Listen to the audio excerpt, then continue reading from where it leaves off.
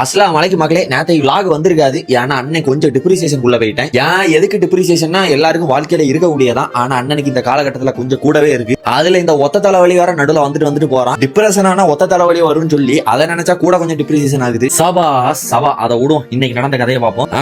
என்ன நடந்திருக்கும்? மலையவா முடிச்சு வீட்டுல கொண்டு வைக்க போறேன். எந்திரிச்சு குழுக்களை போட்டு குடிச்சிட்டு ஜிம்முக்கு தான். ஆனா சும்மா சொல்லக்கூடாது. கூடுதல் காலேஜ்லயும் சரி இப்பவும் சரி என்னைக்கெல்லாம் மன உளைச்சலா இருக்கணும் அன்னைக்கெல்லாம் லெக் டே வந்துருது. நானும் லெக் போட்டுக்கிட்டே அந்த மன உளைச்சல் அழுது டக்குன்னு யாராச்சும் வந்து ஏம்பல அழுறா அப்படின்னு கேட்டா இல்ல ப்ரோ லெக் நல்ல ஹெவியா போட்டேன் அதான் கண்ணு வேர்க்குது அப்படின்னு சொல்லி சமாளிச்சிருவேன். அவனும் எப்படியும் மேலே இங்கேயும் பார்த்துட்டு சி ஐயா இந்த பையன் அழுறான் அப்படின்ட்டு போயிருவான். பாத்தீங்களா மக்களே அண்ணனோட நிலைமைய?